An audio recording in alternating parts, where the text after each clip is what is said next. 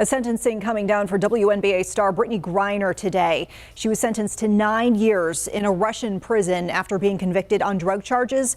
The two-time Olympic gold medalist was detained in February after vape cartridges containing cannabis oil were found in her luggage. And Chris Pallone joins us from D.C. with how the White House is reacting to this development.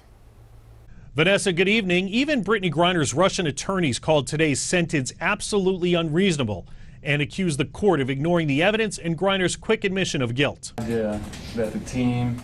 Before being sentenced, WNBA star Brittney Griner apologized. I never meant to break any laws here. Russian authorities said they found less than a gram of cannabis oil in Griner's luggage as she arrived at the Moscow airport in February, an error made while quickly packing for her trip, Griner said.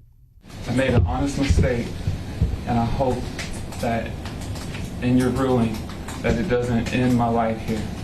But the judge ignored Griner's pleas, sentencing her to 9 years, 1 year less than the maximum.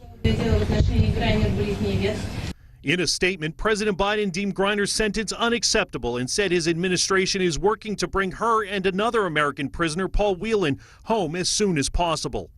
There is no rule of law in Russia. People need to remember that. There's no rights. Two sources say the U.S. government has offered Russia a prisoner swap, releasing convicted Russian arms dealer Viktor Bout to secure Griner and Whelan's freedom. We urge the Russians, again, to seriously consider that proposal, to act on it, and let's get these two Americans home where they belong.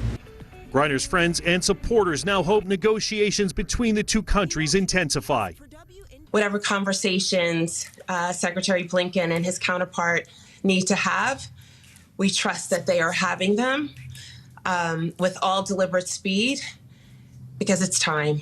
Griner's Russian attorneys say they will appeal. As she was taken from the courtroom, Brittney Griner said, "I love my family," to reporters gathered in the hall.